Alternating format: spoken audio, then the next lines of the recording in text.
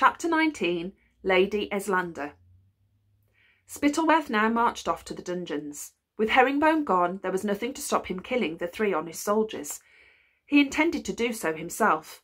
There would be time enough to invent a story afterwards. He could perhaps place their bodies in the vault where the crown jewels were kept and pretend they had been trying to steal them. However, just as Spittleworth put his hand on the door to the dungeons, a quiet voice spoke out of the darkness behind him.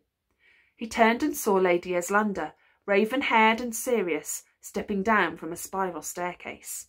"You're awake late, my lady," said Spittleworth with a bow. "Yes," said Lady Eslander, whose heart was beating very fast. "I couldn't sleep. I thought I would take a stroll." This was a fib. In fact, Eslander had been fast asleep in her bed when she was woken by a frantic knocking on the bedroom door. Opening it, she found Hetty standing there, the maid who had served Spittleworth his wine and heard the lies about private buttons. Hetty had been so curious about what Spittleworth was up to after his story about buttons that she had crept along to the guard's room and by pressing her ear to the door heard everything that was going on inside. Hetty ran and hid when the 3 honest soldiers were dragged away and then sped upstairs to wake Lady Eslander. She wanted to help the men. The maid had no idea that Eslander was secretly in love with Captain Goodfellow. She simply liked Lady Eslander best of all the ladies at court and knew her to be kind and clever. Lady Eslander hastily pressed some gold into Hetty's hands and advised her to leave the palace that night, because she was afraid the maid might now be in grave danger. Then Lady Eslander dressed herself with trembling hands, seized a lantern and hurried down the spiral staircase beside her bedroom. However, before she reached the bottom of the stairs, she heard voices. Blowing out the lantern, Eslander listened as Herringbone gave the order for Captain Goodfellow and his friends to be taken to the dungeons instead of being killed. She'd been hiding on the stairs ever since, because she had a feeling the danger threatening the men might not yet have passed, and here sure enough was Lord Spittleworth, heading for the dungeons with a pistol. "Is the chief adviser anywhere about?" Lady Eslander asked. "I thought I heard his voice earlier." "Herringbone has retired," said Spittleworth. "You see standing before you the new chief adviser."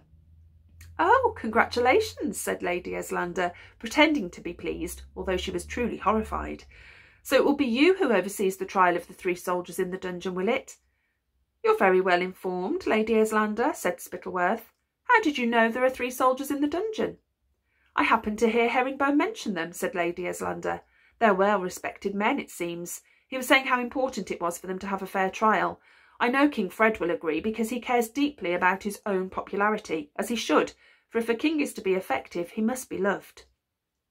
Lady Eslander did a good job of pretending she was thinking only of the king's popularity, and 9 out of 10 people would probably have believed her. Unfortunately, Spittleworth heard the tremor in her voice and suspected that she must be in love with one of these men to hurry downstairs in the dead of night in hope of saving their lives. "I wonder," he said, "which of them it is whom you care about so much." Lady Eslander wished she could stop herself from blushing. "I don't think it can be Ogden," mused Spittleworth, "because he's a very plain man, and in any case he already has a wife. Might it be Wagstaff? He's amusing, but prone to boils. No, I think it must be Captain Goodfellow who makes you blush. But would you really stoop so low? His parents were cheesemakers, you know." "It makes no difference to me whether a man is a cheesemaker or a king, as long as he behaves with honour," said Eslander, "and the king will be dishonoured if those soldiers are shot without trial, and so I will tell him when he wakes." Lady Eslander then turned, trembling, and climbed the staircase. She had no idea whether she had said enough to save the soldiers' lives, and so she spent a night sleepless. Spittleworth remained standing in the chilly passage until his feet were so cold he could barely feel them, trying to decide what to do. On the one hand, he really did want to get rid of these soldiers who knew far too much, but on the other, he feared Lady Eslander was right. People would blame the king if the men were shot without trial. Then Fred would be angry at Spittleworth and might even take the job of chief adviser away from him. If that happened, all the dreams of power and riches that Spittleworth had enjoyed on the journey back from the marshlands would be dashed. And so Spittleworth turned away from the dungeon door and headed to his bed. He was deeply offended by the idea that Lady Eslander, whom he'd once hoped to marry, preferred the son of cheesemakers. As he blew out his candle, Spittleworth decided that she would pay one day for that insult.